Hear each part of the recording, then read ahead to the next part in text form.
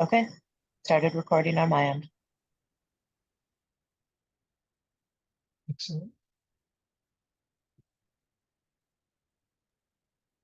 I can't tell because I'm on my laptop screen when people come in, so Matson, you'll tell me when you've let people in and we're ready to go.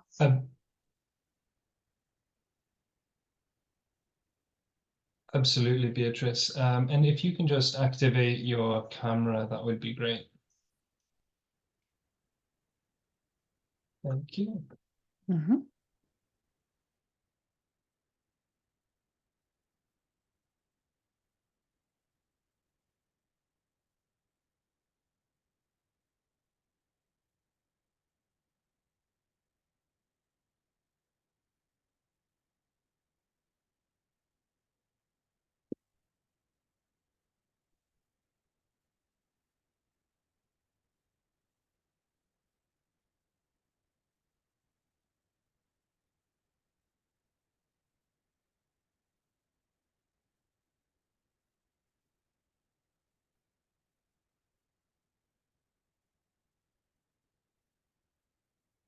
And we're just going to give it up. We're up to 5 people. I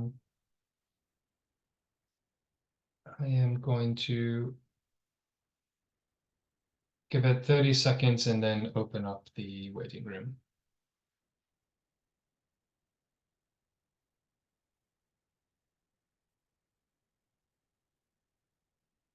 But good luck, everybody. I can be reached via chat. Let me know if you have any questions, and we look forward to a wonderful session. All right, but Beatrice, I am opening up the waiting room.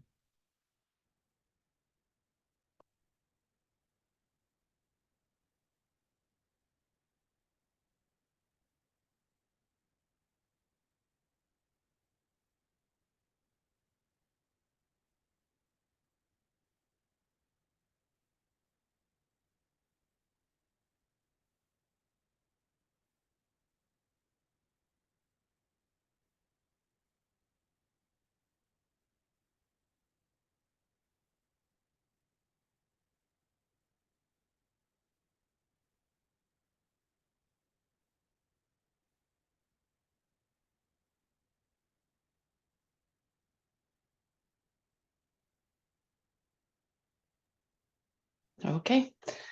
Je crois qu'on va commencer. Bonjour à toutes et à tous. Je m'appelle Béatrice Scheuermann et je suis conseillère en matière de petites subventions pour l'activité idéale. Pardon. Hello Avant de everyone, my name is Beatrice Scheuermann.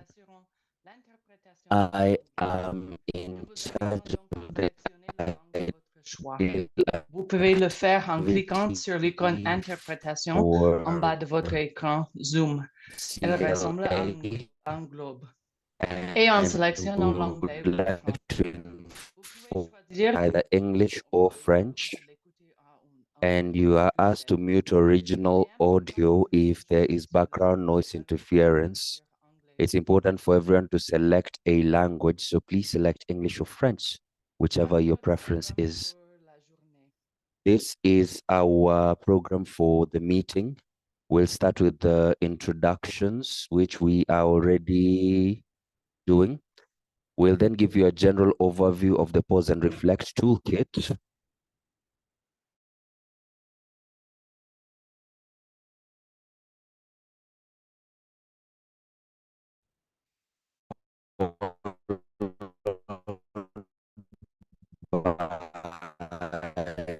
Analysis of this toolkit and its components, followed by a question and answer session. Then we will have a practical from the Food Security and Nutrition Network. The drafting of this toolkit took about 1.5 years, and it involved a comprehensive desk research. We had pilot tests and finalization of the document. It's an interactive PDF tool which has a more dynamic appearance. Different from a classic PDF document, the user is able to use this tool flexibly. It is similar to a website, and it was finalized within the Food Security Nutrition Network recently for wider dissemination. We have Mexico representatives who are here with us to present the toolkit. John Steve Cabore is the male regional coordinator for West Africa. He is based in Burkina Faso. He will present to us this toolkit and what it contains.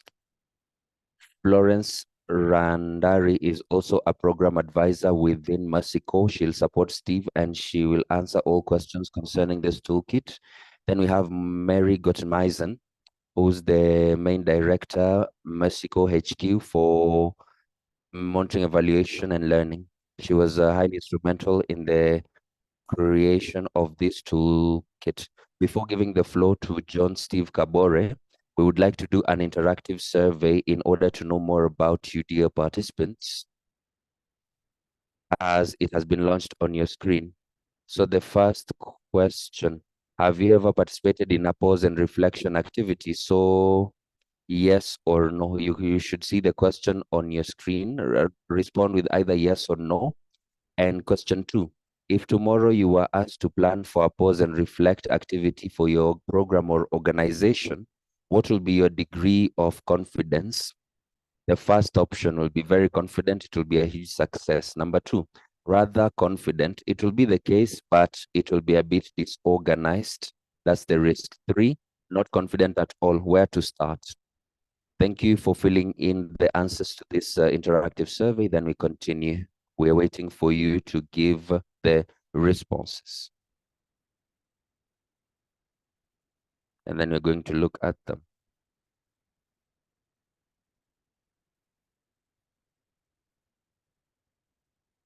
Matheson, can you see the answers, please? Well, all right. I see that many people have participated in a propose and reflect session, and most of you are confident. Thank you. I hope that our session today will be useful. I'll now give John Steve Cabore the floor to give us the FFT toolkit. Sorry, I can't hear him. Sorry, if you can hear me, I cannot hear Steve Cabore.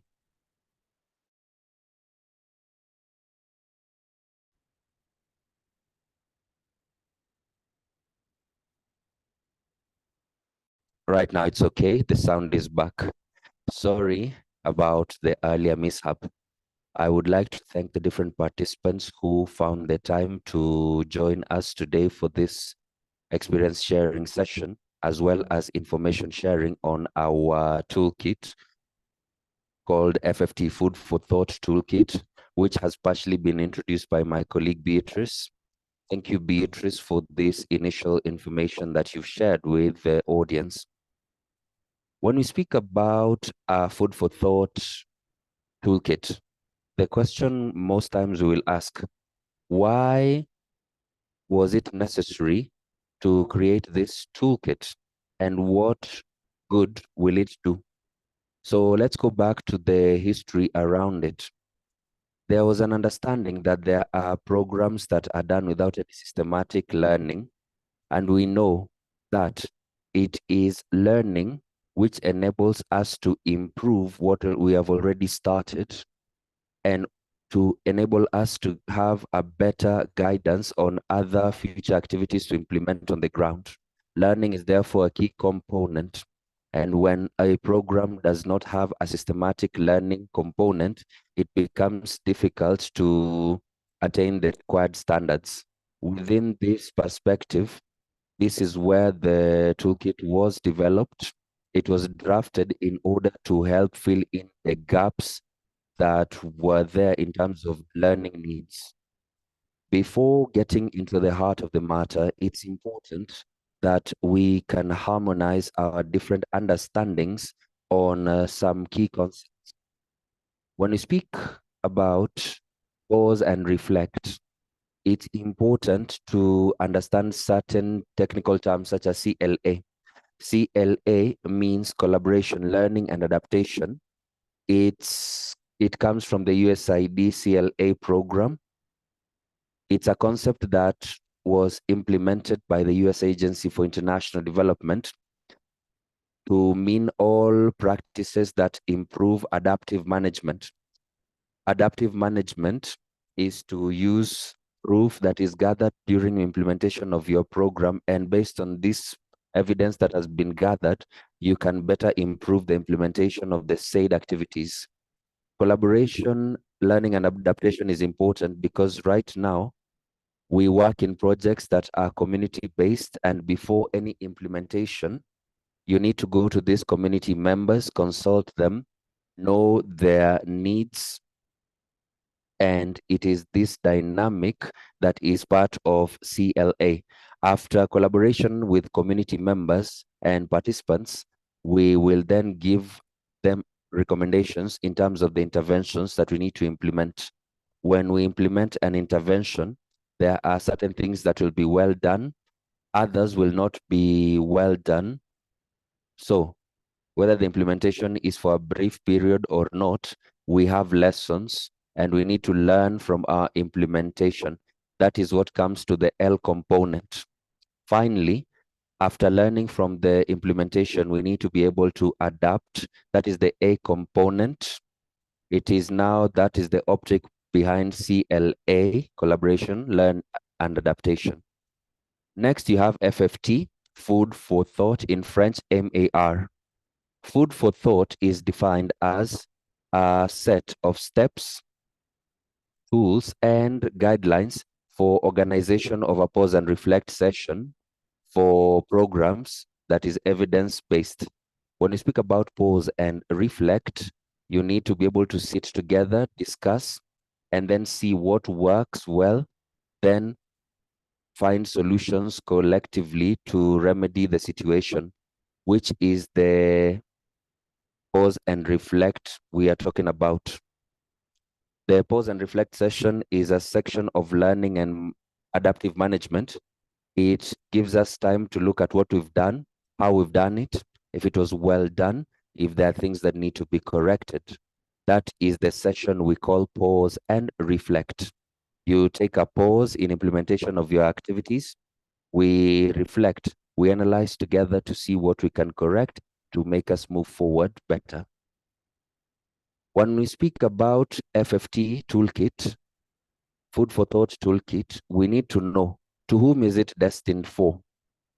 We defined it first as a collection of steps, of processes and essential guidelines, as well as resources that enables us to facilitate collaboration, learning, and adaptation in our different programs. We have the primary users of this toolkit, this food for thought toolkit, and the users are initially program managers, project coordinators, chief of party, and you have monitoring evaluation officers. We usually call it MEL officers. In certain organizations, you'll find MEAL, monitoring evaluation accountability learning. So differently, different organizations have MEL or MEAL. They do the same job of monitoring evaluation learning. Then we have CARM, community accountability response mechanisms. It's a mechanism that ensures community accountability. So these are the main users: project leads, MEL officers, and CARM officers.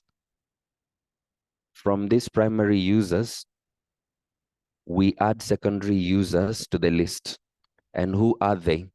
It is the entire project team, which are working on the field, and they have a close contact with community members, and they can be able to give us essential information for pause and reflect sessions to enable us to have evidence-based learning that can be gathered from them so that we can know what is being done on the ground. We need to be very careful because this food for thought toolkit is not a toolkit destined only for male officers. Generally, when we develop such kinds of tools, we need to be able to have lessons gleaned from this process. It's not solely for male officers. It is not the case. And we would like to explain here that you have primary users and secondary users. All these people can use this food for thought toolkit for their work or in their work. Now, this food for thought toolkit is made up of 3 main sections. We have the section that gives guidelines on having a pause and reflect session. When you take a similar toolkit, it is important to have clear guidelines on how this tool will be used, where to use it, when to use it, etc. So the first section gives us essential information, general information, and guidelines for good use of this toolkit when it is made use of. The second section, it's written section 3, but it is section 2. This represents the practical tools that are at our disposal. These practical tools are all tools at our disposal to help us organize a pause and reflect session. And in the coming slides, we will show you all similar or such tools that are contained in section 2. In section 2, it also talks about planning for a pause and reflect.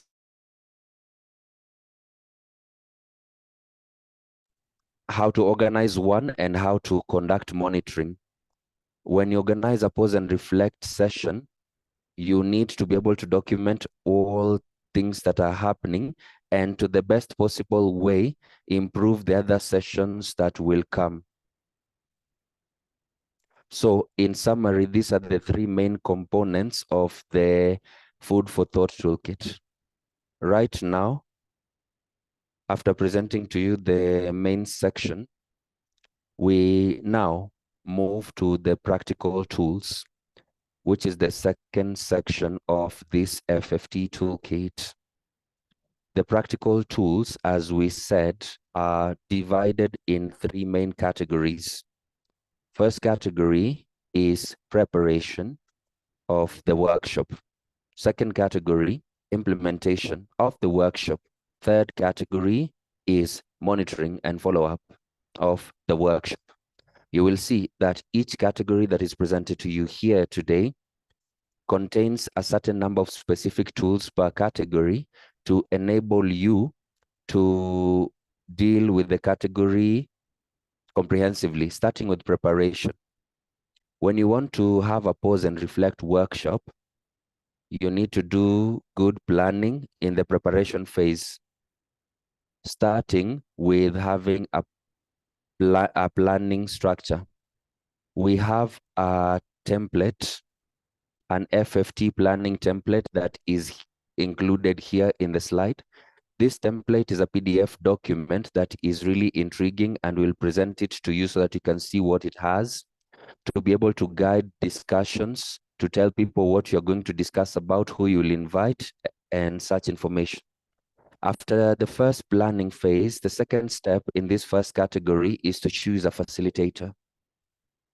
It goes without saying that when you want to organize a discussion on a specific topic, it's preferable to have someone who has a good understanding of the topic or subject matter to push participants to go further in their discussions.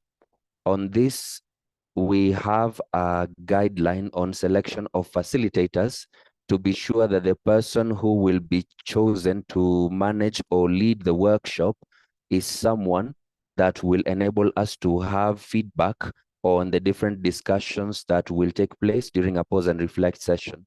Once the facilitator is selected, you need to identify the learning priorities. When we go to a pause and reflect session, you need to have in mind the ideas or things that you will discuss. Are we going to discuss about budgets? Are we going to discuss about operations? Is it going to be a discussion on technical implementation details? All these things need to be identified from the beginning. And to proceed in this identification phase, we have a matrix on discussion questions, which is an Excel sheet that is well drafted, which will also present to you at the end of the session. Within this Excel file, there's the possibility of being able to choose subject areas, and based on these subject areas, we can propose research questions or discussion questions. Once all the learning questions have been selected and listed in the Excel file or in the matrix, we then classify and rank them. What are the issues that need more time in discussing and others that need less time, so as to be able to moderate the workshop, pause and reflect correctly. Finally, after this discussion questions have been drafted, you need to have a workshop program, the agenda, the timing, the subject matter, and others. You should also be able to categorize all resources that will enable us to gather data. As we said, pause and reflect sessions are evidence-based, and when we implement our projects, we need evidences that are either documented in files, and you need to list all the sources of your different data and documents, or where we're going to look for information to enable us have a discussion during a pause and reflect session.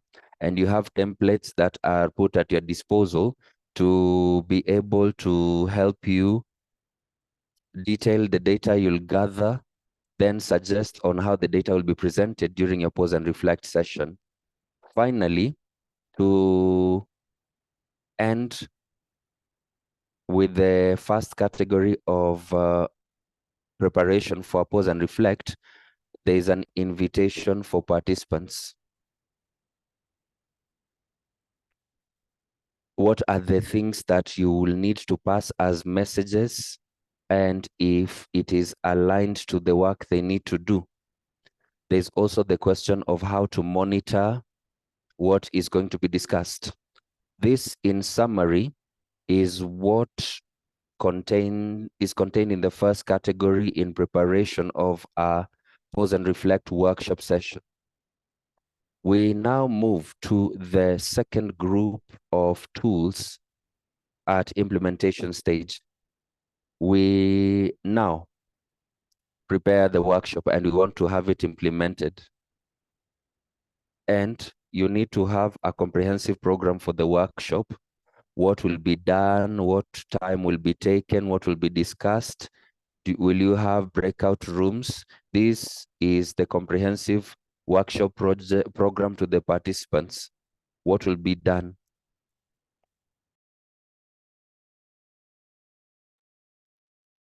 Then during this workshop, we have what we're talking about, checking of the temperature at the workshops, the CLA temperature. We talked about collaboration, learning, and adaptation. As we are talking about a specific domain, maybe you're talking about the budget, the operations, or the implementation of the program. There is the possibility to see how we are able to collaborate, what did we learn, and how can we adapt. And also, this allows us to do some introspection and to see how we can improve things. So we're talking about the temperature check tool. And then we have the calendar exercise that allows us to look at what are we able to do with the timelines that exist. What had been planned, are we on the right track, etc. And to be able to evaluate the timelines of the program in terms of the execution.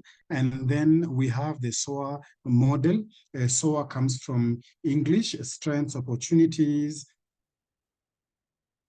I forget what A was, and R is the results. And this model could be in French, be translated to strengths, opportunities, aspirations, and results.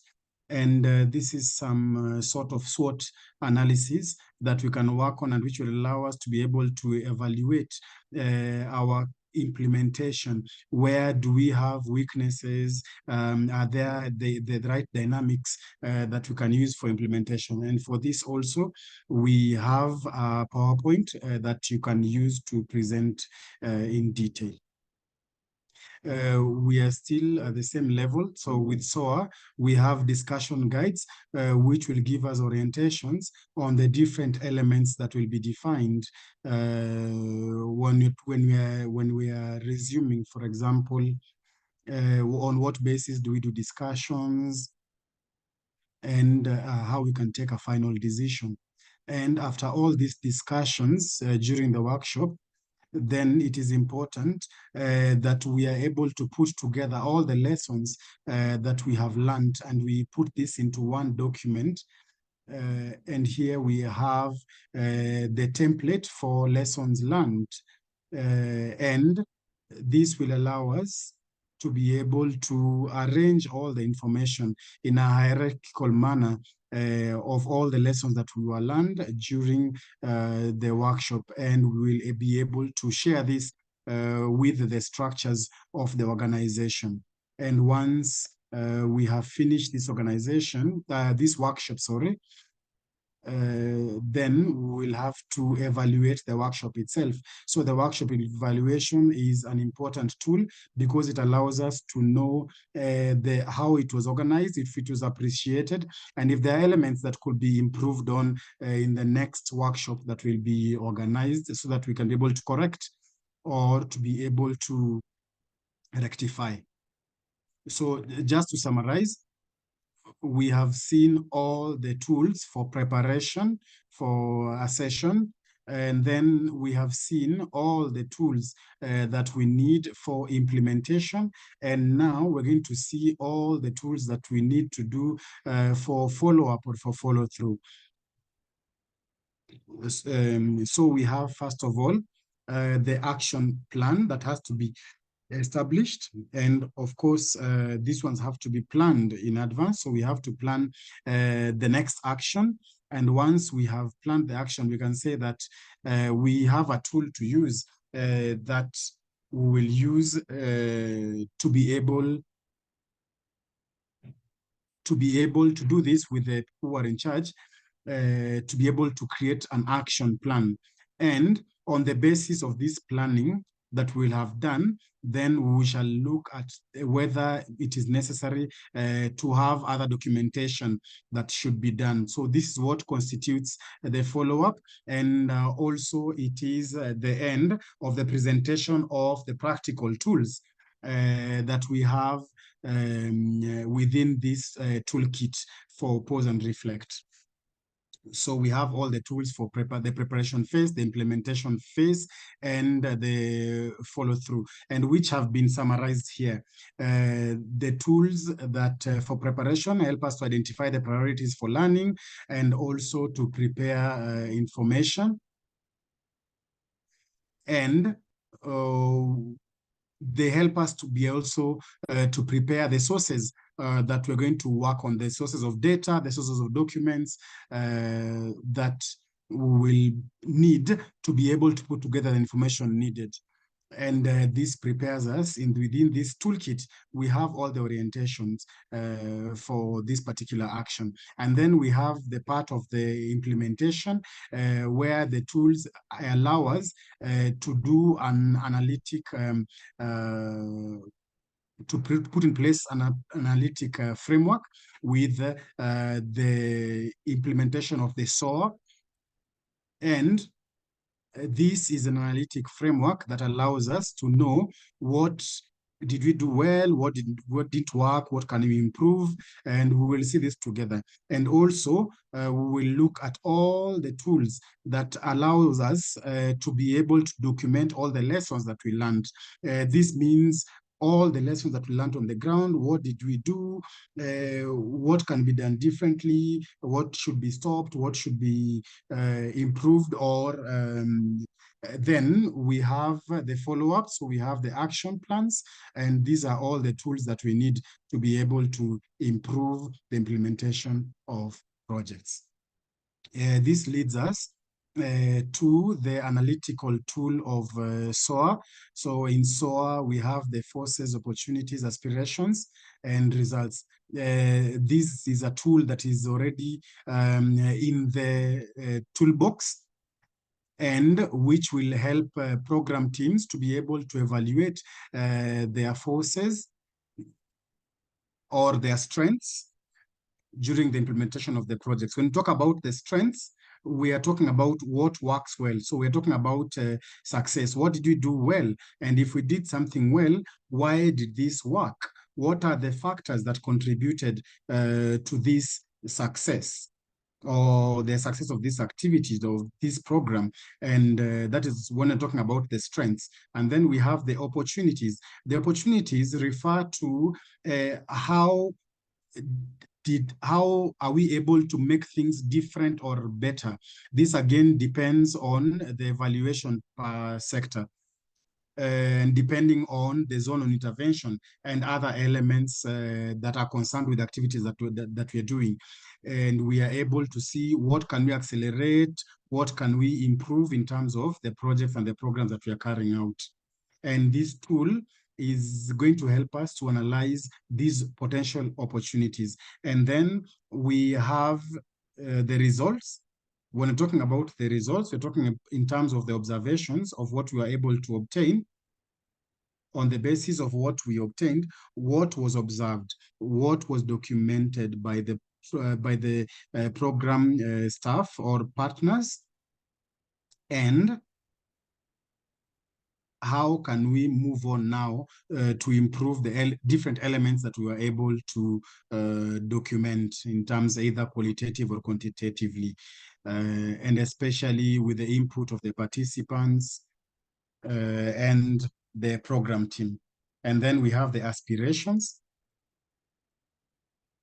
The aspirations here concern the vision or the expectations of the team, the program team, in terms of being able to contribute participatively, to be able to share their vision on how things should be done, on how they feel things should be done, and to be able to arrive at a consensus at the end in terms of the kind of improvements that could be needed. This is a bit of a summary on this analytic tool that we are meant to use. And before I finish, I think it would be interesting to talk about the periods or the calendar of the organization. So when we're talking about the pause and reflect session, do we create it on an annual manner? Do we create a semester per semester? So this is something that is shared in this toolbox. When I talk about the annual product, we're talking about, or multi-annual product, we're talking about more than 1 year. And it is advisable to organize these pause and reflect programs on an annual basis. So if we take a calendar year, so we're talking about until the end of November, December, but it can also be the fiscal year, for example, the financial year. So if it ends, depends on the organization and when their fiscal calendar will end.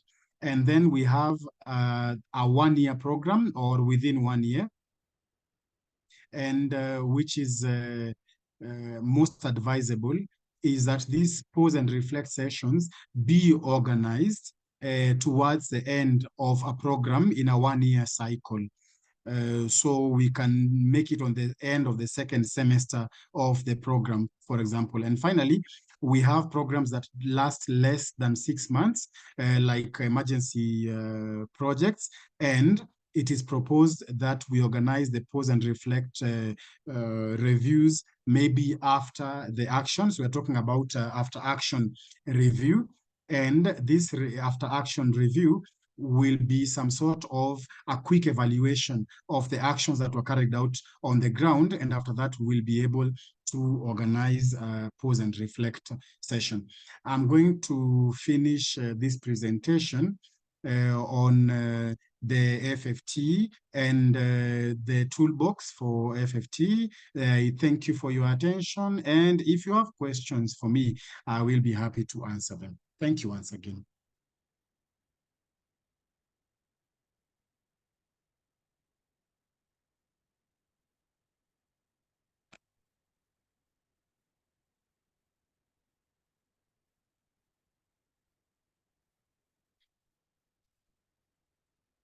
Are there no questions?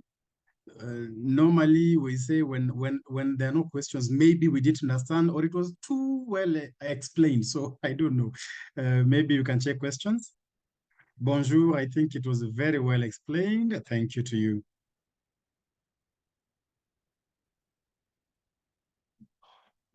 I think we can have questions, proposals, suggestions from the team. I don't know, maybe there are other people who might want to add something else to what I've already said.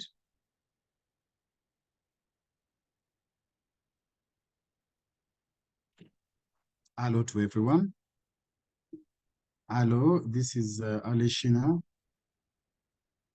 Alishina, I'm with Mokhtar. I wanted to first of all thank you for this presentation.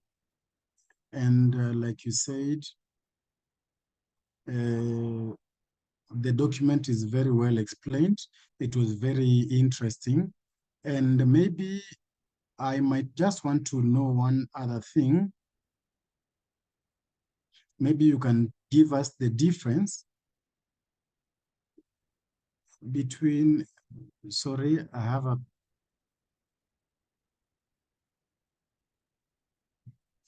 in terms of Masiko program, sorry, I lost him for a moment there.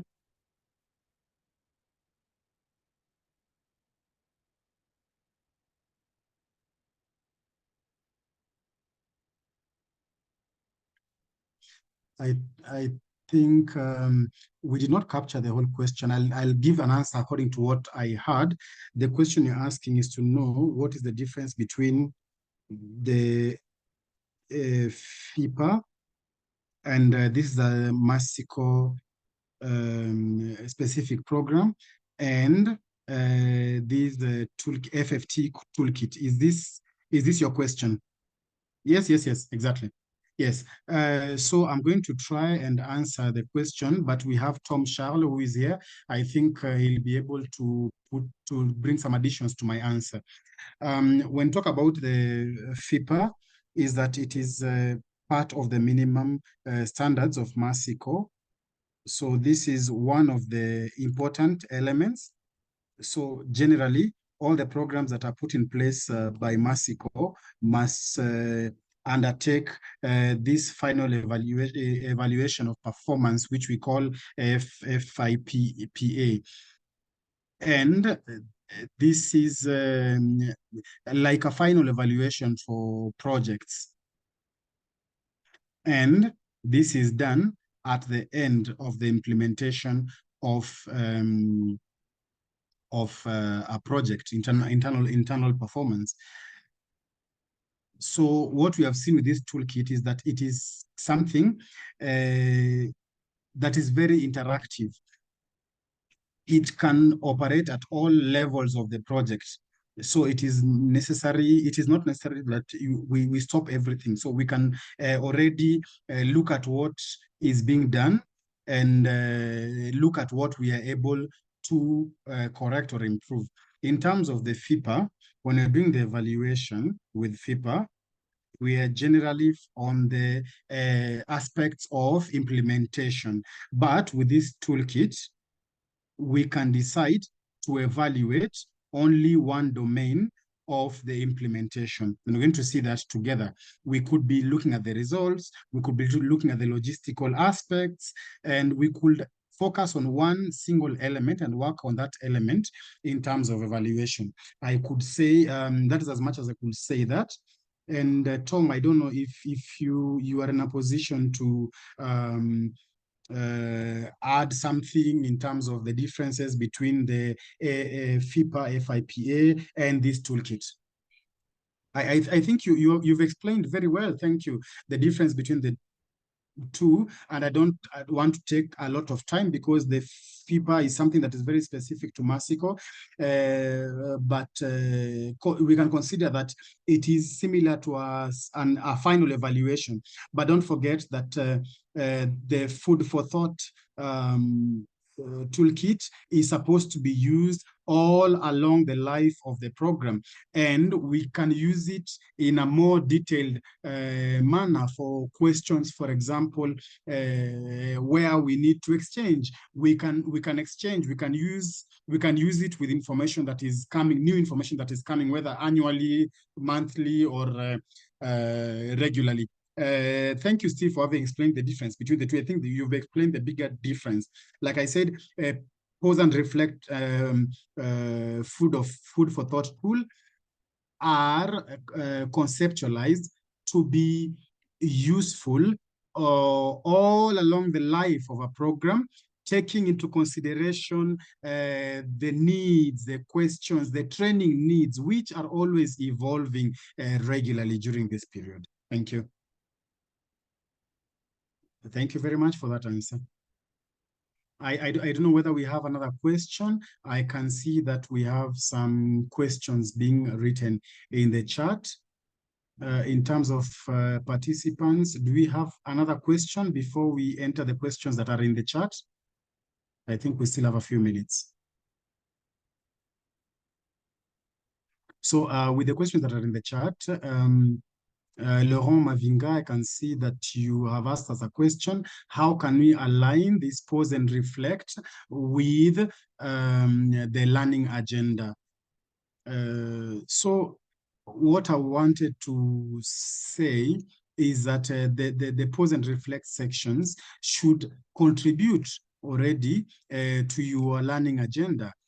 Because when you have your project or your program, you've already elaborated your learning agenda, and the implementation of this project should be able to generate enough evidence to allow you to be able to feed your learning agenda. And these sessions for pause and reflect will be in a position to analyze the evidences that you have. And from these evidences, we'll be able to get the learnings that on the one hand will help you to improve the implementation, but also on the other hand, to be able to formulate responses for the partners and the other questions that we have. Which brings me to talk about the question of the matrix that we're going to look at.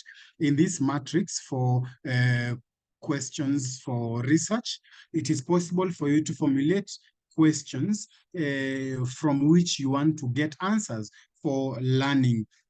And in the most possible manner, these questions, if they can be used for brainstorming and also for analysis of the evidences, then you can use the same matrix to have some elements that will assist you in your learning agenda.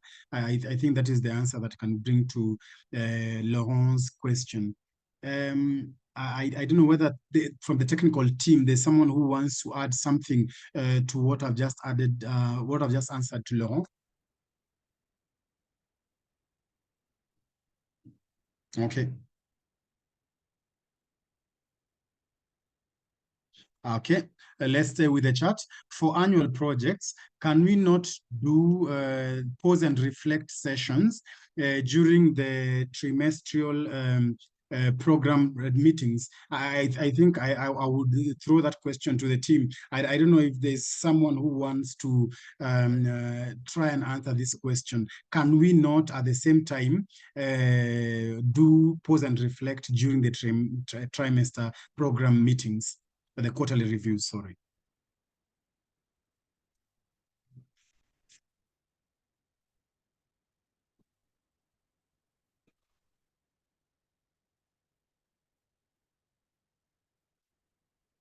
Someone wants to assist from the team?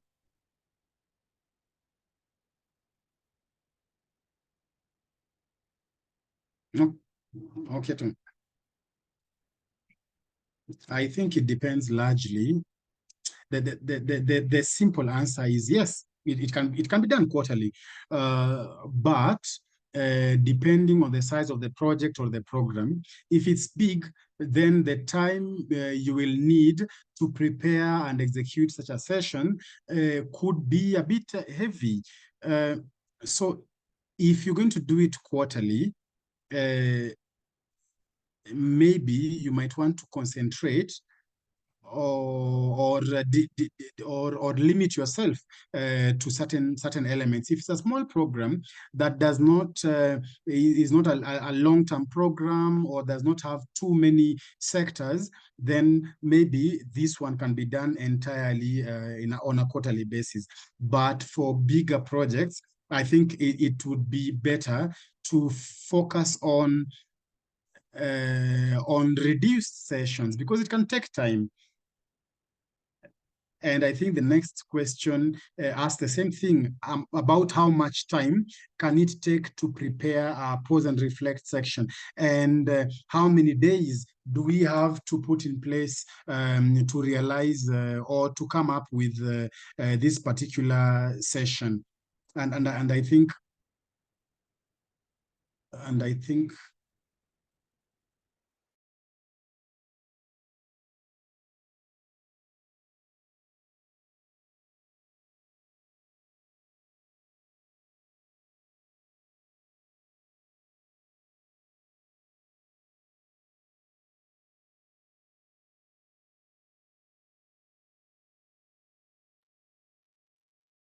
Tom, I can come in. I don't know if Florence, Florence, are you around, or do you want to take it, or do you want me to respond?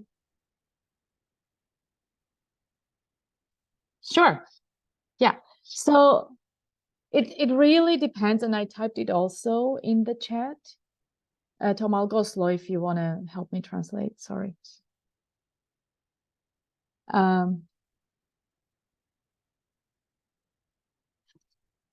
Depending on how well the program's monitoring and evaluation data is organized, it can take between 1 to 2 days.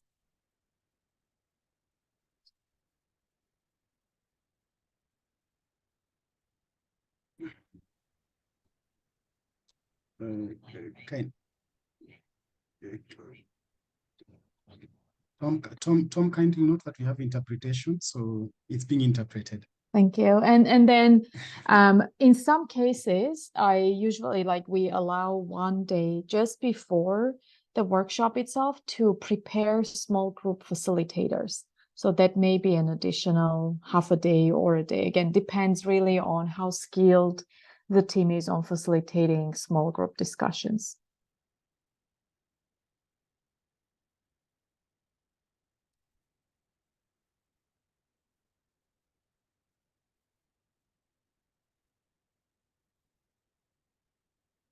Did I answer the question? Are there any more specifications I can bring?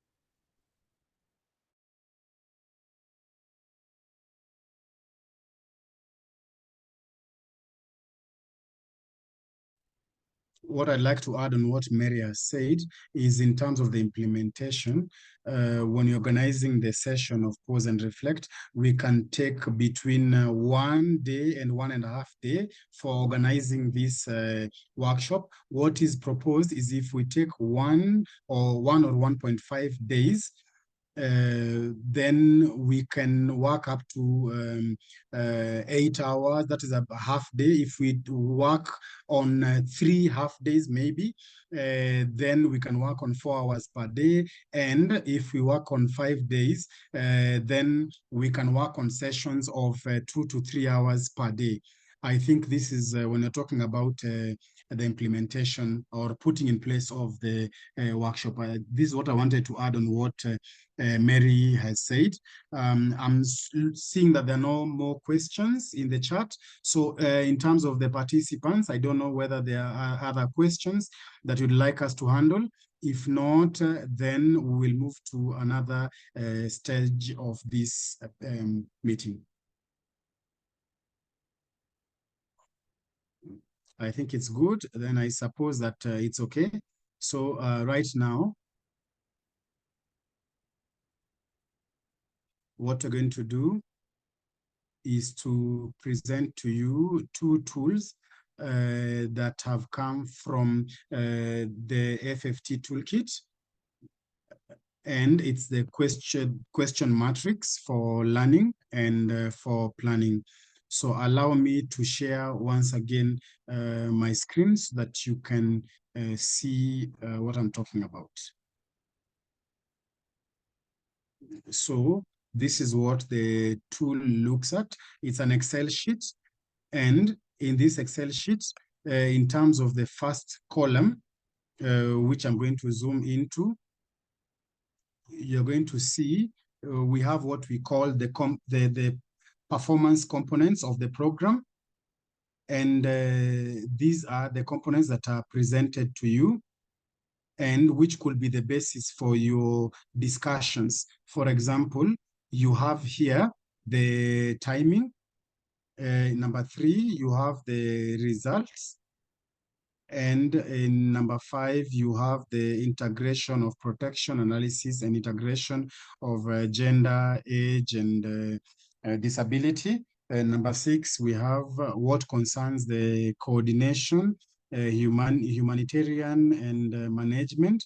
7, we have the local capacities, the questions of sustainability, and we also have the possibility of adding other questions. What we need to understand here is that these components that are presented to you here are proposals because when you're working on a session of pause and reflect, we are going to try as much as possible to discuss on the calendar, on the timelines, the budget. So these are just proposals that are made for you. And for each proposal, for example, for the timelines or for the budget, for the results, for example, we have what we are calling the questions, the right questions. So we have questions which we shall ask ourselves for each element. So in terms of the results, did the program achieve its targeted objectives? So this is part of the questions that we'll be looking at. Did we achieve the targeted objectives? Were there unintended outcomes? And during this pause and reflect session, that we use these questions to be able to guide the discussion. And what is interesting is that for each component that we'll be able to identify here, so for example, here we were talking about the results. So we have the research questions, the right questions, and the information to get us the information that we need. And then we're going to move to this section where we have more questions or the deeper questions. So we have, again, other questions to be able to orient the different decisions so that we can get more information. So in terms of the deeper questions, you will see that we have up to 9 questions. For example, if the time permits, here we're just going to zoom a bit. So what we're looking at is to be able to fill the indicators table. Were we able, the log frame, were we able to understand them? These are questions that allow us to have a more precise understanding of the determinants of the results that we obtained. And number 2, were these results updated regularly to help the program performance? And was this applied? So we are looking at, for example, the risks that were identified and the follow-ups that were made. When we're talking about the risks, we're talking about the coherence in terms of the implementation of activities. Number 4, what evidences were generated, whether they were qualitative or quantitative. And here we are talking about the data, what was learned in terms of the data. So we are talking about the analysis of this data and the usage of this data. The data that we were able to collect, were they analyzed and used? Were there any unintended incomes? Number 5, were there any evaluations or any questionnaires that were shared? What was learned from these evaluations? And from what was learned, is there anything that was done about it?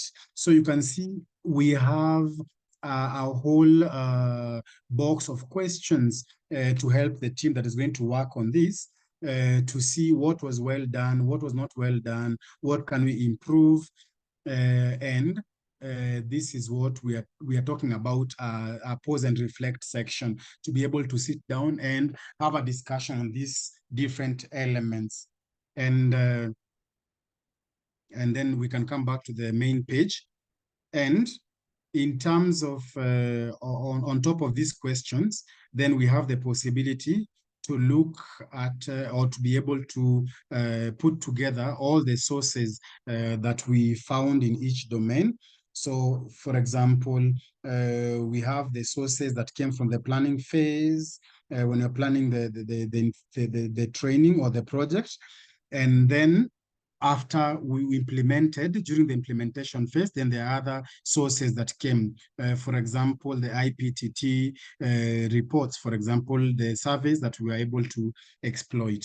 So this is an example, or this is the metrics tool for the learning question. So it's on the basis of this tool that we are going to orientate the different discussions, or guide the different discussions that we'll have, and to be able to recapitulate and see what are the performance components of the program. And we have seen here that there are some elements that were proposed. They are not mandatory. We have time, budget, sustainability. But if there are elements that are not here that you want to work on, like we asked in the chat, maybe the learning agenda, for example, then we can look at whether there are some elements that are missing or that can be introduced during your discussion. So once these components have been identified, you can add them here, and you can then move to write the questions. And this is very large, and on the questions that were asked from here, then we can go, these are very global questions, and to have detailed questions, then we'll have to go to a different tab so that we can add other questions to have more precise information. And that's why we were saying the facilitator who is going to manage this session has to have the ability to push people to share information. So I saw someone asking whether we will be able to share this Excel sheet. Yes, I think we already shared it, and we're going to share the whole toolkit, and that is the objective of this session, is to share the different tools and to give them to you so that you're able to use them. So don't worry, with these tools will be shared at the end of this session. So this is the learning questions matrix, and it's on this basis that we are going to know what exactly we are going to be able to discuss and what the session will be based on. So when talking about the budget, for example, we'll have to invite the finance team. If we're going to talk about results, then we're going to invite the program team or members of the program team. Maybe we're going to when talking about accountability, then we'll invite the CARM members. So from here, you will be able to use the second tool, which is the planning tool, and which I'm going to share right now. And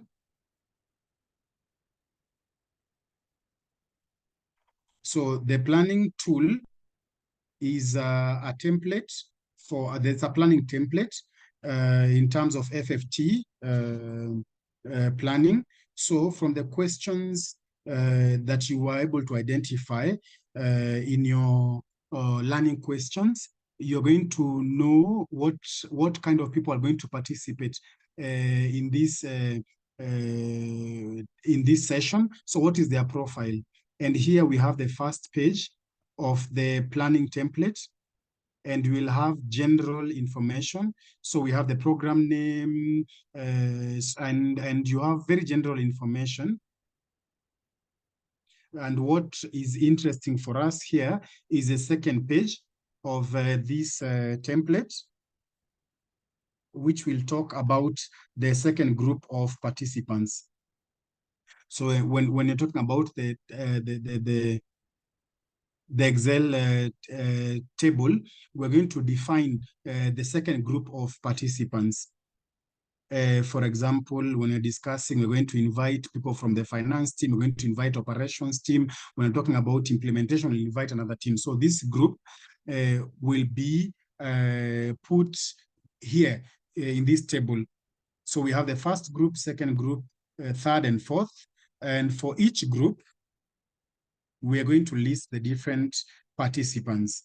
And it is these participants of each group that we'll call the thematic groups. And they're not chosen just like that. They're chosen depending on their knowledge on the themes that are being handled. So that we are able to discuss deeply the different subjects, the different topics. So for each group, we have the names of the participants that are listed here from the first to the fourth group. You don't have to put 4 groups. You can have 1 group, you can have 2 groups, but this is just a template to guide you, and which you can adapt to your needs. And then here you can see that we have some additional notes.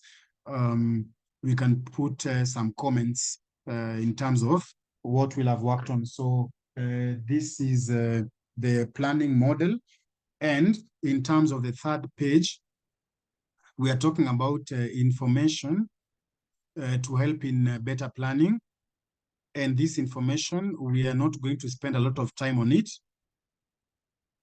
And all this will be shared with you so that you will be able to go through it and see. So I'm going to stop here after having presented these 2 tools. And we are going to now proceed to a practical application of what we are talking about. So in a few minutes, we are going to put you in subgroups and in breakout rooms so that you can work on an exercise. And this exercise will be a simulation. So we're going to do a simulation, and you are going to have 2 tasks on the tools that we presented here. So we have the research questions matrix and also the planning tool, the planning template. So this exercise has already been presented. This exercise has already been presented, and we are going to put you in breakout rooms, I think specific ones. I think we'll have 5 groups, and for each group, we are going to have 1 scenario that will be allocated to that group. So I'm going to share my screen and show you the different scenarios.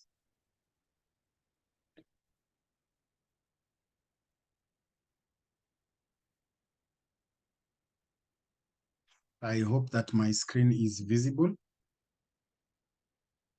So we have 5 groups, and we have the different scenarios that are allocated to the different groups. So we're going to imagine that there's a program that is supposed to build up proof or evidence to demonstrate the sustainability of these results. And this is group 1 and 4.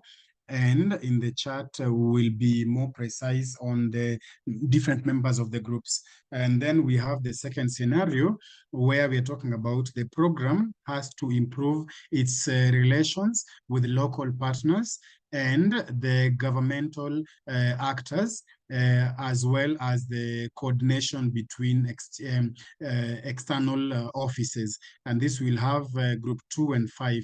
The third scenario, the program received an extension of financing and has to expand its operations to new geographical zones. And this will be the topic for group 3. Depending on the group that will be assigned, you will have a facilitator who will help you to follow the instructions. But the main thing is to see the scenario that you are supposed to work on, to identify the research questions that we're going to work on. And from this question, from this main question, what are the detailed questions that you can have? And from these questions, you're going to try and do the planning of your session, to look at which are the thematic groups that can work on your pause and reflect session. This is summarily maybe what the activity is about.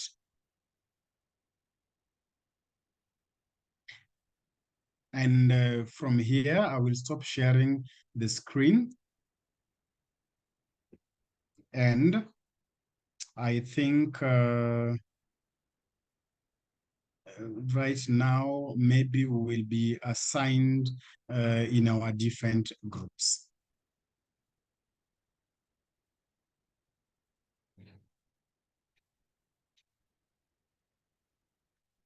Thank you so much, Steve. I think we will be put in 3 groups today, 1 group per scenario, because we are not that many. I think that is the last precision you need to bring in. We'll only be in 3 groups, 1 group per scenario.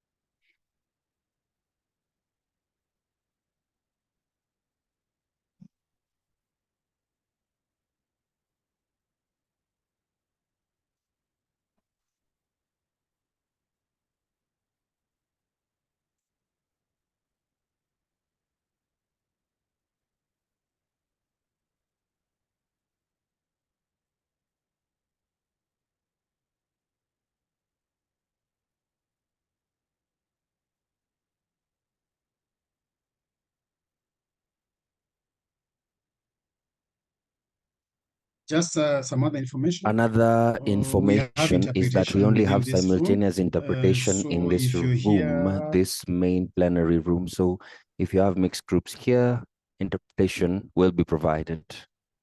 Hi, everyone. My name is Jean-Pierre Isbenjean.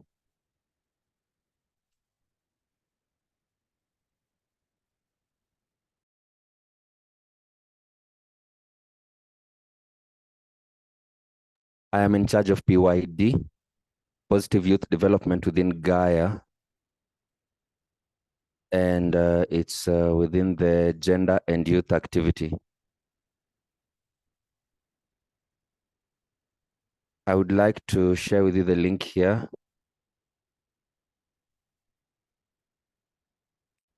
For the Google Doc that we have prepared for our session, and which you can look at directly by clicking on it. So in our food for thought toolkit for today, we would like to have a discussion so that we can have learning questions on one hand, and on the other, identify participants who will attend our pause and reflect workshop that we are able to invite. So the instructions that are to be followed are the following. 1, imagine that all of you are working in one development program, such as an education program that wants to increase the rate of schooling and school going for children of school going age who come from marginalized backgrounds in order to improve the results of their learning. Till now, your project has donated books, trained teachers on new teaching methods, created safe spaces, for these learners, as well as welcome centers for girls. You've also funded the setting up of school canteens. The program will end in the coming year, and there is no hope of extension of the project. You have data showing that the rate of schooling and attendance in school, as well as obtaining of certification, has increased in the last 4 years, but you have very limited data on the sustainability of the total or the partial package within the project implemented. Your program plans to organize a pause and reflect session in the coming month. We will do this work in small groups to find the key learning questions that we can ask based on the scenario presented, as well as the optimal conditions for groups of participants who will be invited in our pause and reflect session. I will then share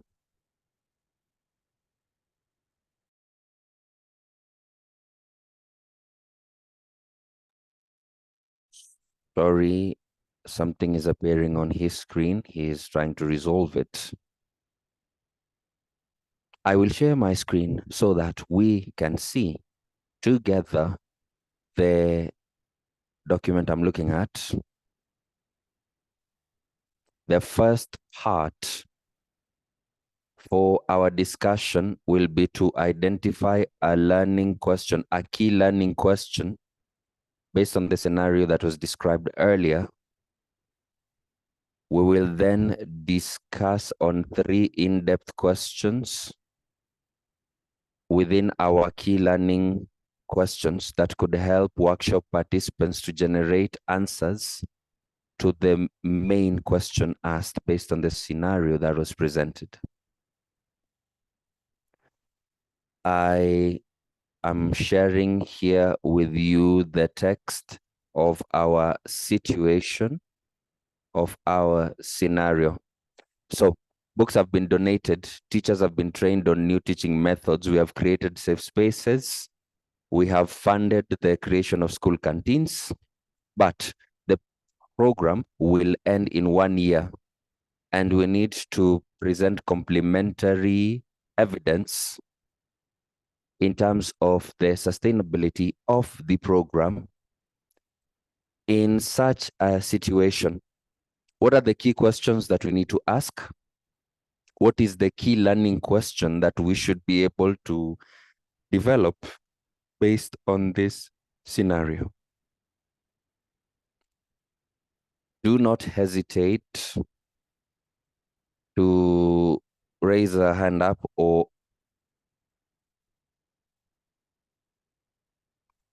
switch on your mic. I cannot see all the participants, but if you have any suggestions, dear members, you can freely propose them. The floor is yours. You're welcome.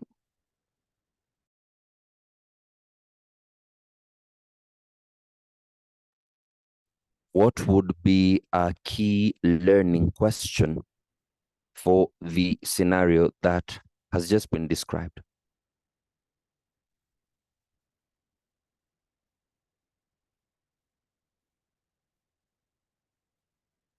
Do you have any suggestions?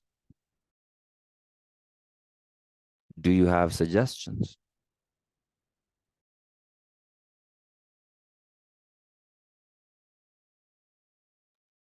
Do not hesitate. The floor is yours for whoever wishes to express themselves.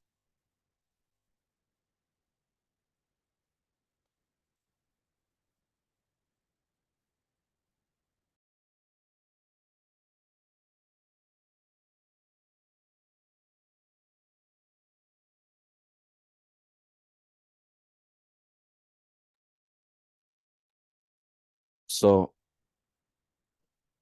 someone is asking, is it possible to have a model question based on which we can know or have an idea on what to ask? Now, what we've done in the project, in the scenario given, we've carried out a certain number of actions: donation of books, training of teachers, creating of safe spaces, funding for creation of school canteens. Is there any key question that arises from these activities? So, do we have any key question based on the pause and reflect workshop that we will organize, so that we know what evidence or what information do we need in order to ensure the sustainability of the project going forward?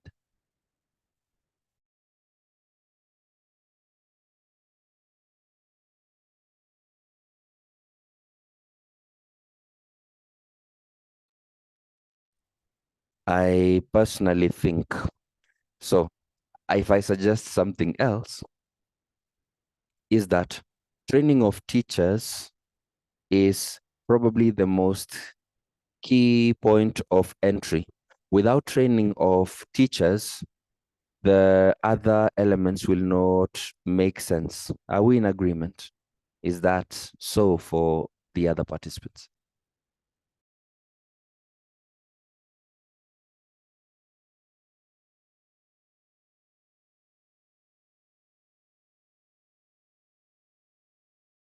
Jean-Pierre, maybe a quick question. If participants have received the questions matrix, I mean, one way could be to go into the matrix and then dig out questions from that tool. Could you please help me translate that? Like if they've received on the email an Excel spreadsheet. Yeah. Yeah. Oh, that's right. Interpretation is French. available, Mary. We're here. Thank you. Yeah, if you all have received the questions matrix, maybe take a look at those questions to start looking and seeing, are there any questions that you can borrow or adapt from that matrix and use it here? Over.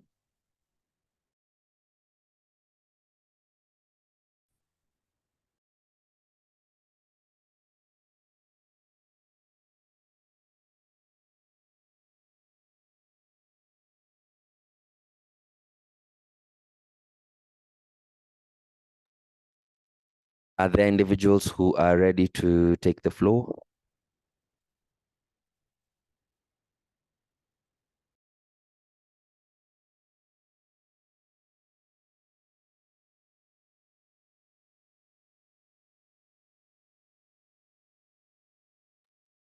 Do you have any suggestions? No question is foolish. So do not hesitate to take the floor. In your opinion, what would be a key learning question that would enable us to focus on during our pause and reflect workshop session?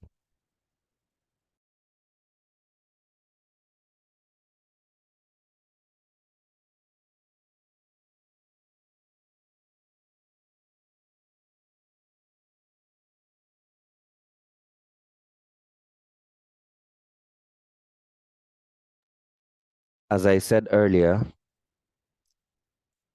the issue of training of teachers is a fundamental element, and the training of teachers should be something that needs to be continuous and time bound, so as to guarantee that the training is not only for the current teachers employed, but it can be extended to other teachers who will be recruited. So is there maybe a training of trainers mechanism that has been put up? Is there anyone among the teaching staff who can be able to extend this training beyond the life cycle of the project? If that is not the case, is it something that should be done within the coming months in order to ensure the sustainability of the project?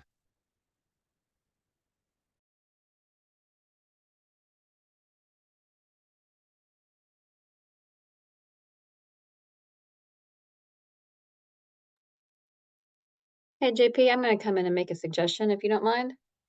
Yeah. So I think maybe we could think of it a little bit more.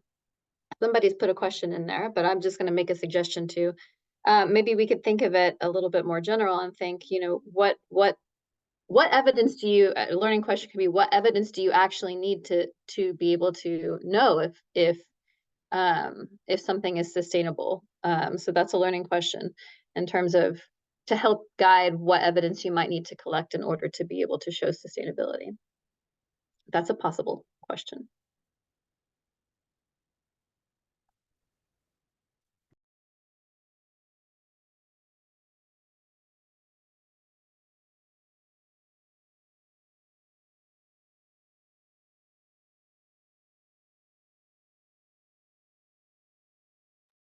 And Laurent, if you might want to come off mute and you can share your question, we would love to hear your voice.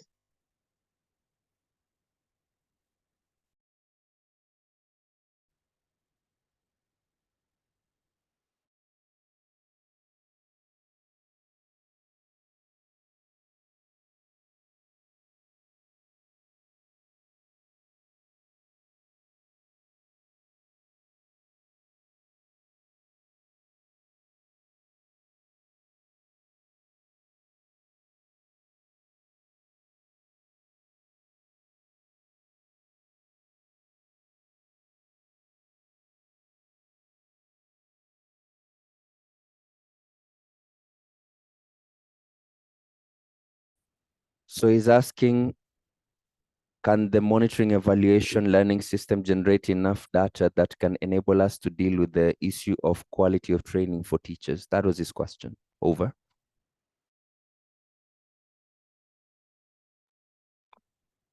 Yeah, I think that's a very good question, actually, and it's quite similar, very similar to the one that I proposed. So if you ask that question, what might be some probing questions that might get you to understand what evidence you have and what evidence you might need to gather?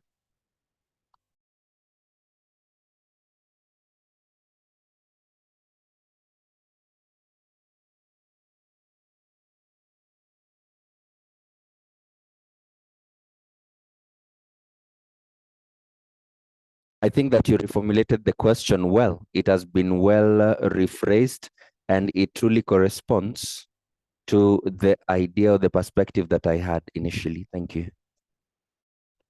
You're welcome, Laurent. Now, do you have any suggestions maybe to probe further or go in depth so as to enable participants to focus on responses concerning project sustainability? What kind of information do we need? What kind of information is missing? What else should be done differently? What needs to be added? And eventually, what are some of the elements of monitoring and evaluation that will help us have complementary information or details? What say you?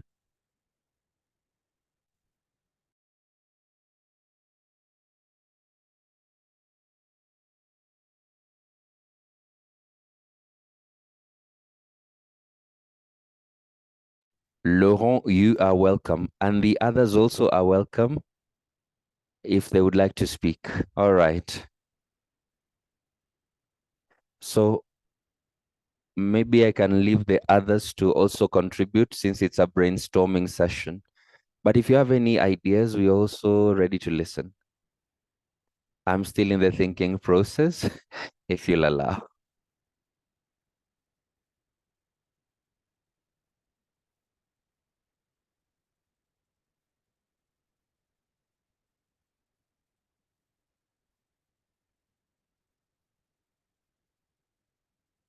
So maybe a probing question suggestion would be looking at student performance data or student feedback data.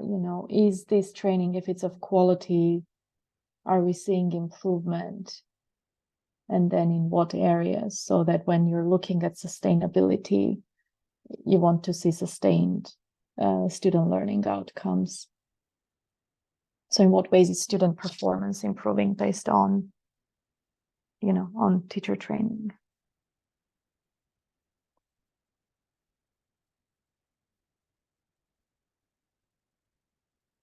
And then I don't know if this might be another type of question to explore, but when we're looking at expansion or sustainability,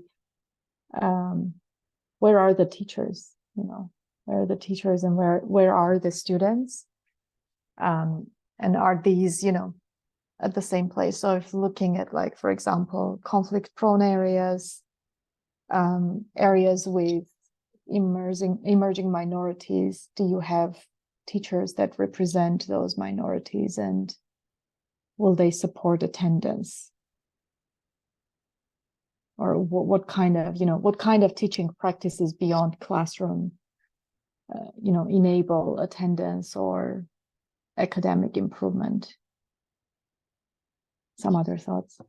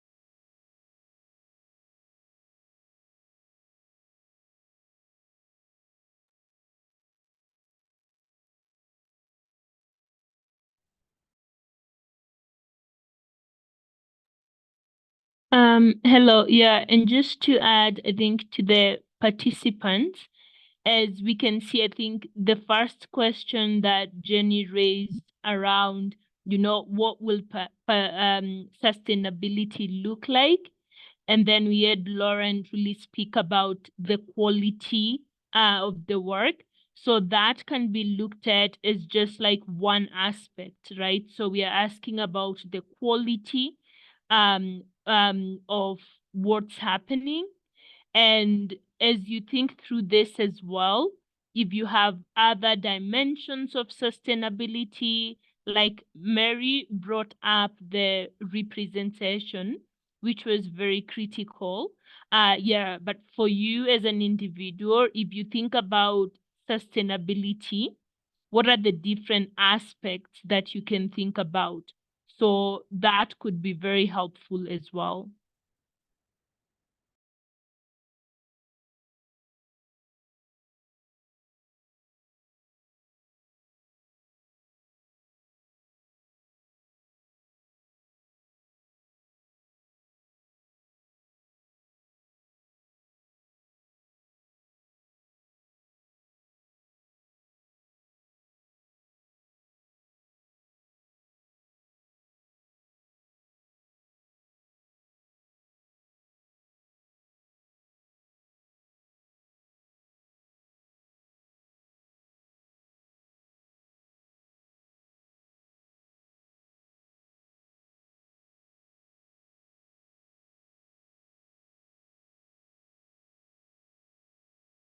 Well, here we have a few questions already lined up. And now I will propose that we need to identify the type of participants who we would like to invite in our pause and reflect. It's not about names, but the roles that these persons play or the roles they occupy. Within your teams, who would be the kind of people that you would invite to your event? Do you have any external participants? Do you have other NGOs? Do you have other institutions? Do you have ministries, for example?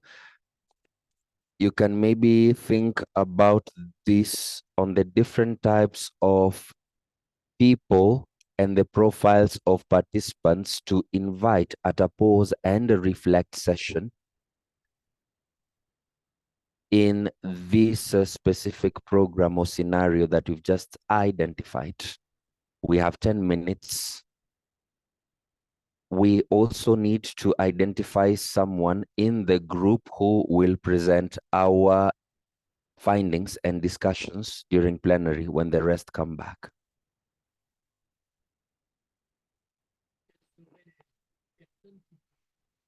Who are the people you'd like to invite during the pause and reflect session based on the questions that we have found or asked till now? Any ideas, suggestions?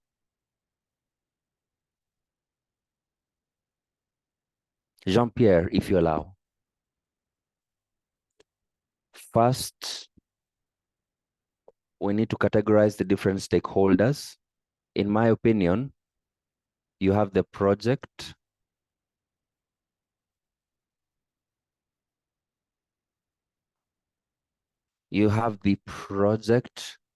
and within it, you have two subcategories. You have project staff and subcontractors who will help with in part with capacity building activities. Secondly, you have the beneficiaries.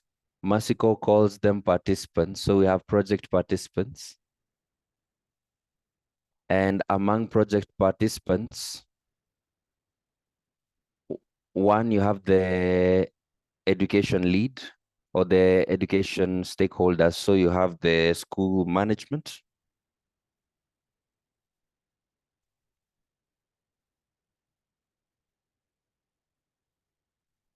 You also have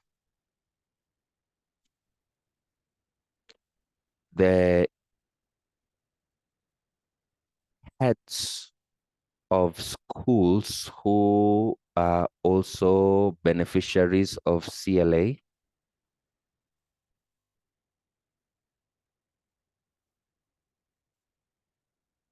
Teachers who have benefited from the training curriculum.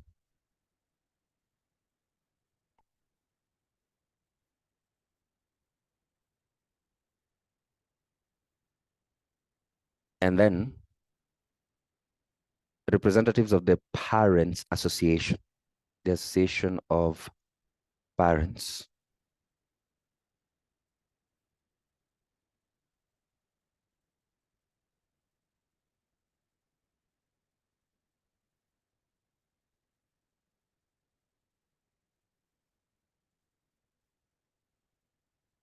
In my opinion, these are some of the stakeholders who can be invited to our pause and reflect. Great. Are there any other suggestions, other ideas, or other people who you think should be invited? Over to you, participants. Here, I think we have done good categorization, but if you have any other ideas, do not hesitate. What about finance people? I'm just curious to see if people from MC microphone, Jiba or Nsikan, do you guys want to share your thoughts? Should we have finance team members in this meeting? What do you think?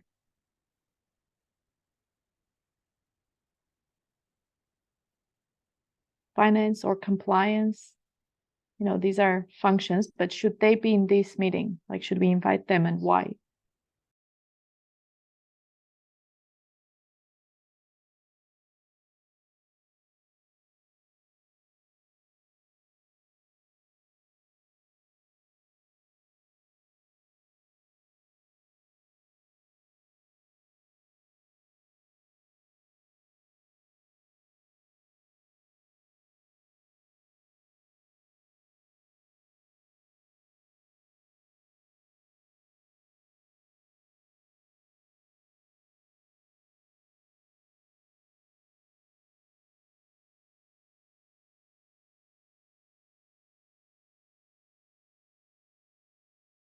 Other ideas, suggestions?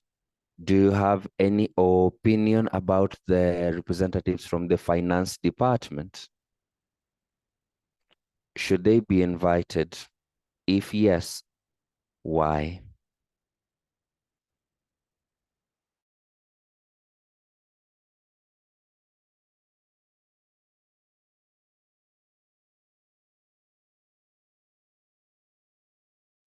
I think that we have a few minutes before we close. Laurent, do you have any other ideas in the remaining 5 minutes? Well, do you have any other experience to share? Well, I already think we have an important database. We have a foundation based on which we can develop other key questions and probing questions, then to ask participants their thoughts. Together with this group, we can probe further following on the key question developed. Then we can have an agenda which we can follow. In my opinion, these stakeholders can also help us to create content. It is through them and with them that we'll have the food for thought, identify the different scenarios and case studies. Through them, we'll also define actions to enable us to fill in the gaps that arise and discuss on next steps. But the greatest challenge is on having an agenda. And together with them, they can help us draft the agenda to enable us progress. Perfect. Thank you. As I said earlier, what we are going to present in plenary will be the group experience to express to us the process and the level of confidence of the participants, even if we haven't had all participants, to be able to carry out such an activity in their own contexts. So,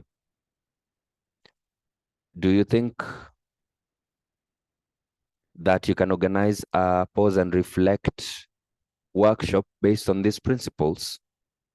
And after this exercise, after this simulation exercise, do you feel that you are able to select the ideal participants for a pause and reflect workshop? Are there other participants who would like to contribute? Do you consider that this would be something helpful to you, something useful?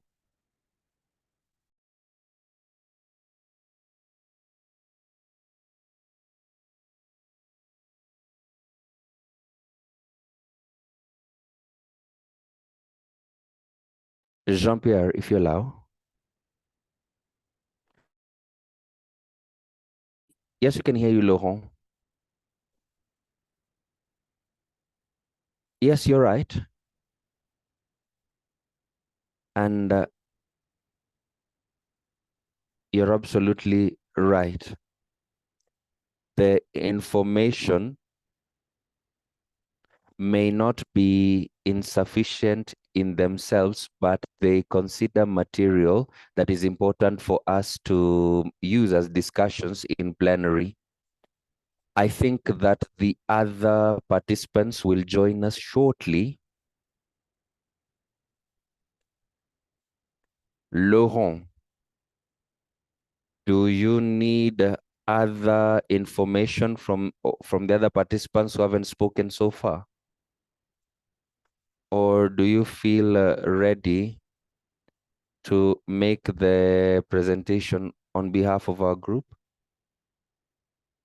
Well, if we could have some other contributions, it will be interesting also to have greater ownership of the exercise, because this is part of self-learning as well and self-training. If other colleagues and friends could add information on what can be done better, it will be much more helpful and enriching. in order to help us at least understand the subject matter better. Are there any other volunteers?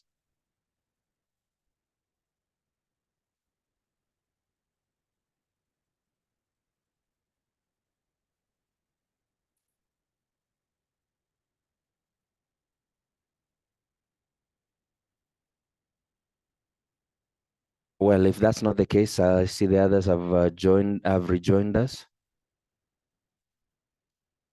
And we'll ask Laurent to maybe present the findings of our discussions in plenary.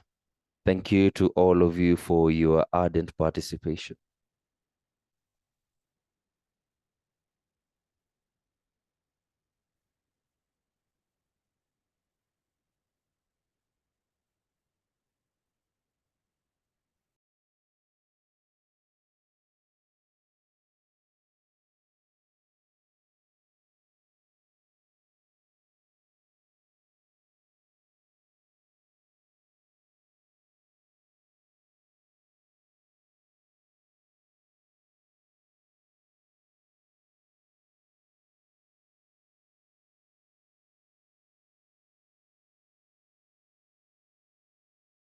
Hi, everyone. Can you hear me? Elisa is asking.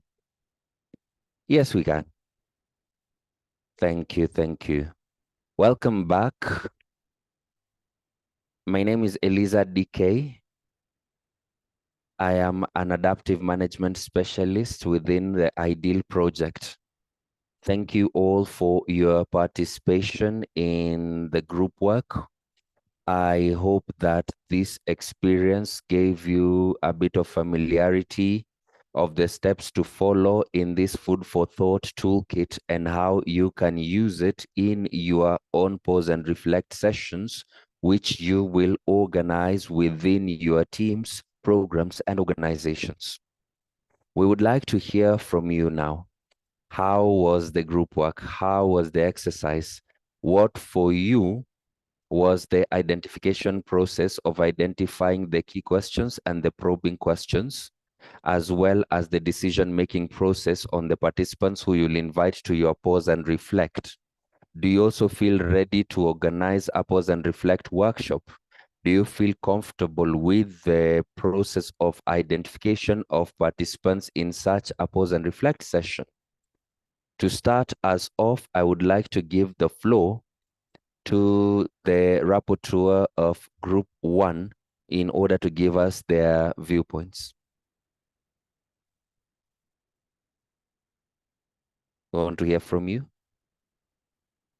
Do we have a rapporteur for Group 1?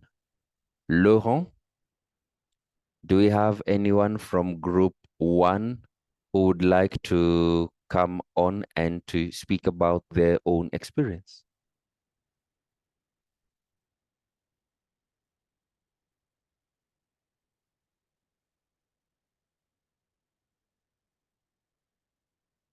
The first group is the group that was led by Jean-Pierre.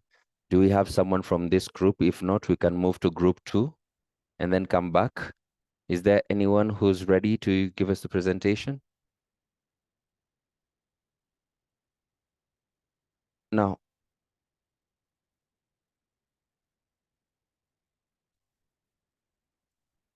in terms of experience, first, this is the first time for me to attend such a training as regards pause and reflect sessions.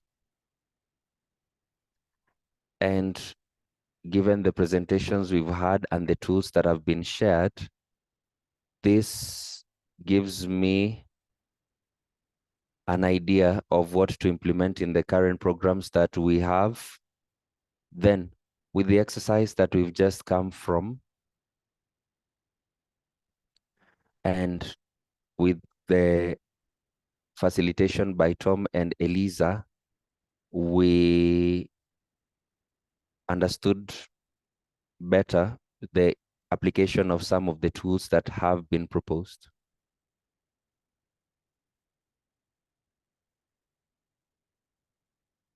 Thank you for sharing.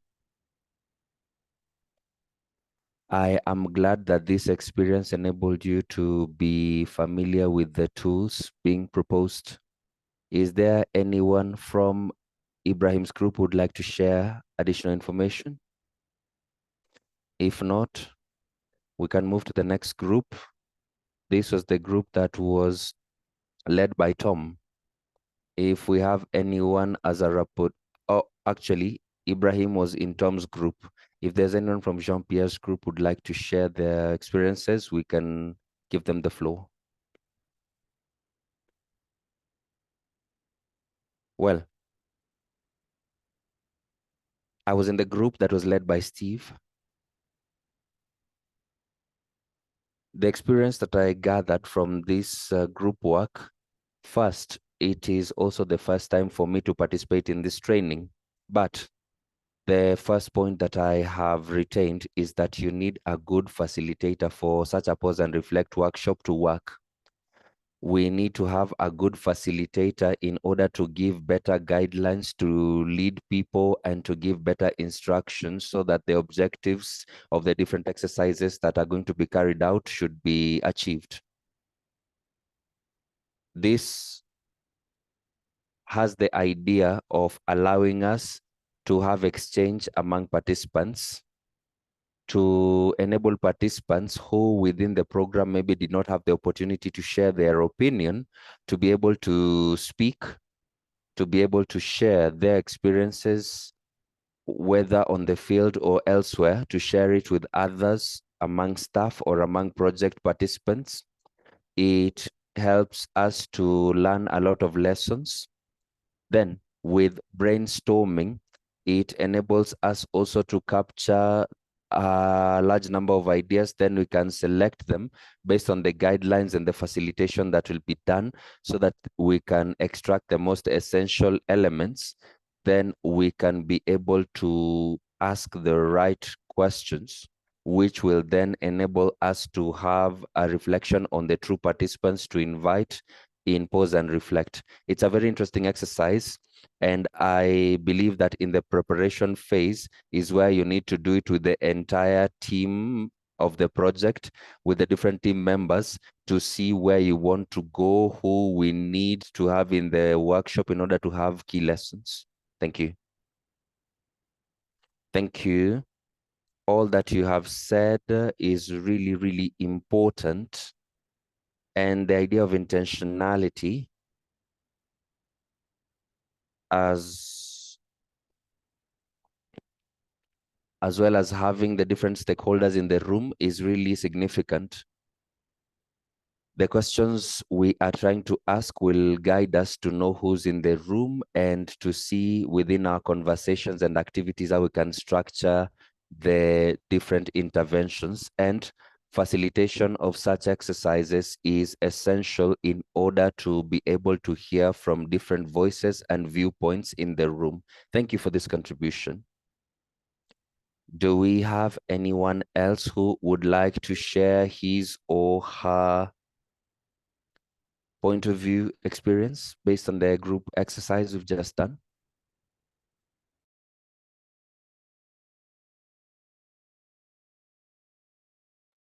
My name is Jean-Pierre Saidi. Hi.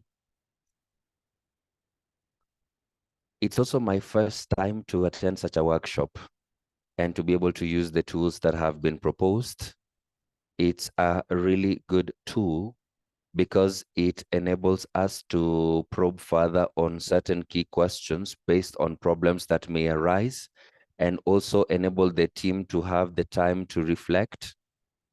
As the facilitators told us, there are also opportunities for us to be able to glean lessons and to learn together.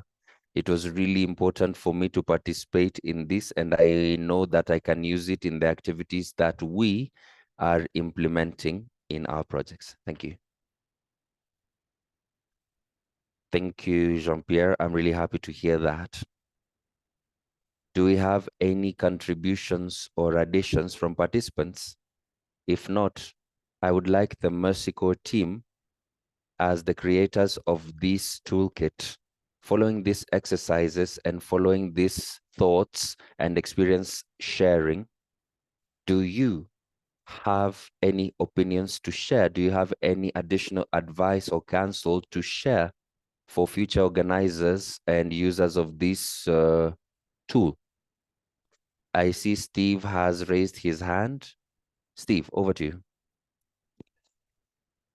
Thank you, Eliza. I would like to come back on a point that was mentioned by Mokhtar, which is linked to facilitation. When we started, we observed that having a facilitator with certain experiences on the subject matter is important because it gives you essential feedback.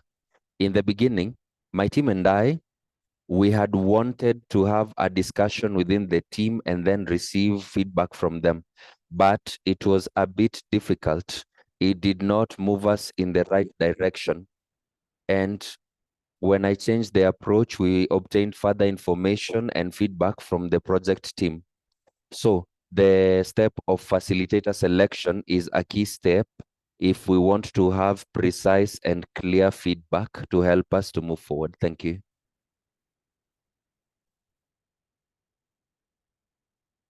Thank you.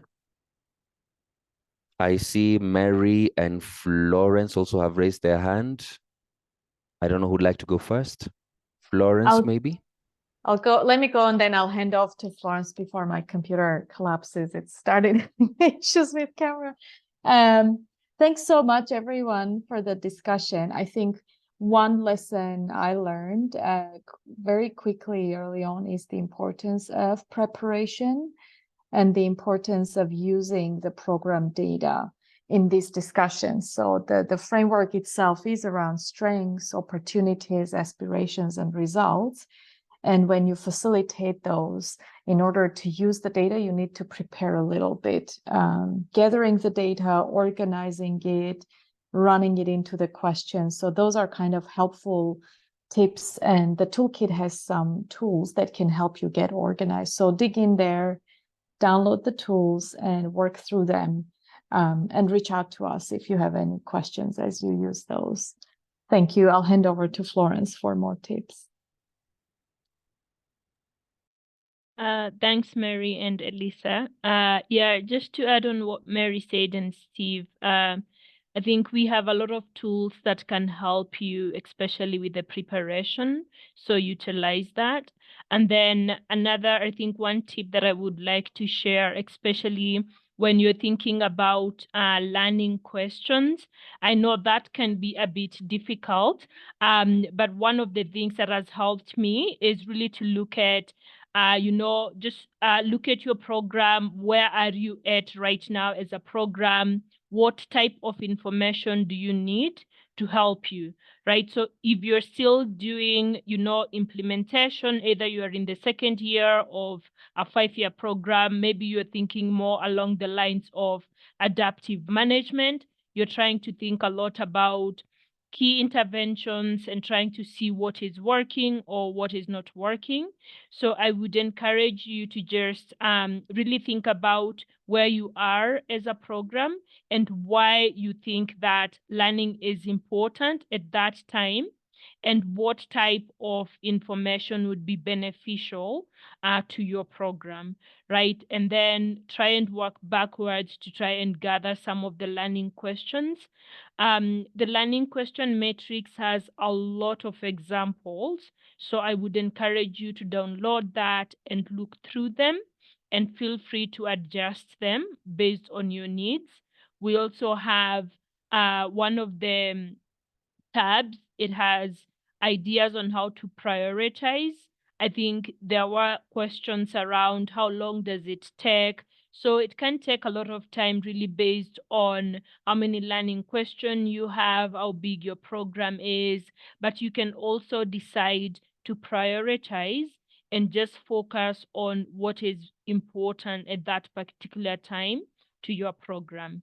So yeah, so that's my tip. And thank you everyone for your participation. And as Mary said, if you have any questions, please feel free to reach out to us. We are here to help. Thank you.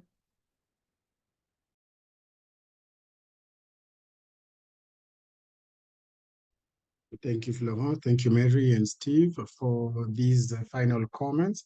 I think we are at the top of the hour, so I would like to ask if we have one last comment from someone from the participants, and if we don't have any, then I will hand over the mantle to the organizing team, Beatrice, so that we can conclude the meeting. I don't see any question or comments being proposed, so Beatrice, over to you. Thank you very much. We'd like to thank everyone for having taken time to be with us today. We hope that this session was useful to you. Our workshop evaluation will be sent to you later via email. And we'd like to request you to very much reply to this questionnaire to enable us to organize other events in the future. Finally, if you didn't have the opportunity to download the toolkit for pause and reflect, you have a link that has been sent to the chat so that you can be able to download. Thank you again for your presence today, and enjoy your holidays of the end of the year, and see you next time. Au revoir. Goodbye. Thank you. Goodbye.